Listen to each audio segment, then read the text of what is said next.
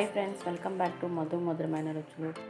శరీరంలో వేడిని తగ్గించి ఎన్నో రకాల పోషక విలువలు కలిగిన రాగి అంబలి ఎలా చేసుకోవాలో ఈ వీడియోలో చూద్దామండి.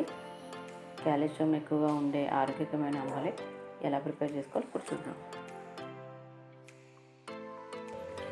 ముందుగా అంబలి ఉడికించడానికి సరిపడా గిన్నెని తీసుకోండి.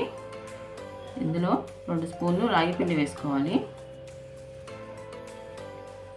కొద్దిగా వాటర్ పోసుకొని ముందు ఉండలు లేకుండా పిండి కలుపుకోవాలండి.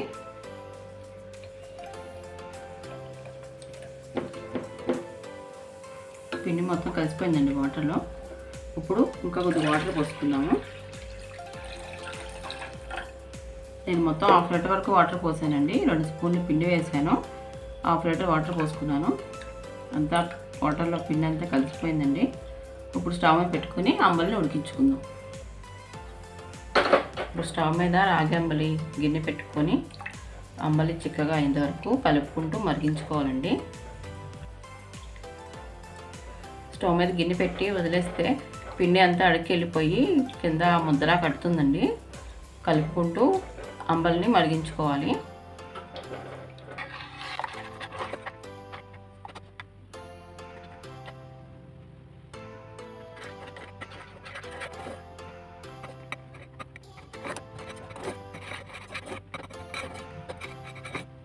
అంబలి ఉడుకుతుందండి. అంబలి ఉడికి వచ్చిన తర్వాత 5 నిమిషాల వరకు ఉడికించుకోవాలండి. అంబలి ఎక్కువగా ఉడికితే బాగా మంచి టేస్ట్ వస్తుంది అంబలికి.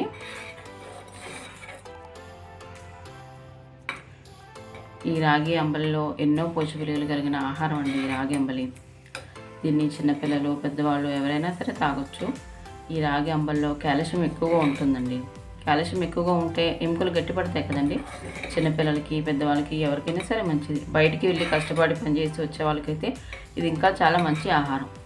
దీన్ని బ్రేక్ఫాస్ట్లో తీసుకోవచ్చు, లేదంటే ఈవినింగ్ స్నాక్లా తీసుకోవచ్చు. ఏ విధంగా అయినా సరే తీసుకోవచ్చు. అంబలి ఉడికిపోయిందండి, చిక్కబడింది. ఇప్పుడు స్టవ్ ఆఫ్ చేసేసుకుందాము. ఇప్పుడు దీన్ని కొంచెంసేపు చల్లారి పెట్టుకుందాము.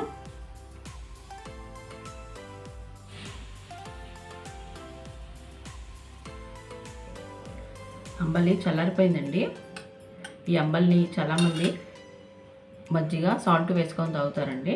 ఇంకొంతమంది పాలు, షుగర్ కానీ బెల్లం కానీ వేసుకొని స్వీట్గా తాగుతారండి. ఈరోజు నేనైతే మజ్జిగ వేసి కలుపుతున్నానండి. ఒక 1/2 కప్పు మజ్జిగ వేస్తున్నాను. మీకు రుచికి తగినంతగా సాల్ట్ వేసుకోండి.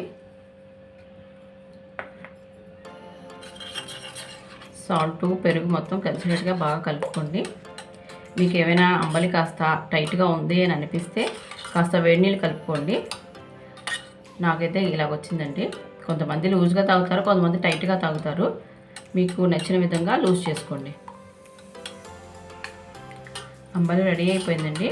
ఒకసారి టేస్ట్ చూసి సాల్ట్ సరిపోతే కాస్త యాడ్ చేసుకోండి. అంబలి వేడిగా ఉన్నప్పుడు మజ్జిగ వేసుకోకూడదండి. అప్పుడు పెరుగు అంతా విరిగిపోయినట్టుగా అయిపోతుంది. అంబలి కాస్త చల్లారిన తర్వాత గోరువెచ్చగా ఉన్నప్పుడు మాత్రమే వేసుకోవాలి. ఇప్పుడు గ్లాసులోకి తీసుకొని సర్వ్ చేసుకుందాం.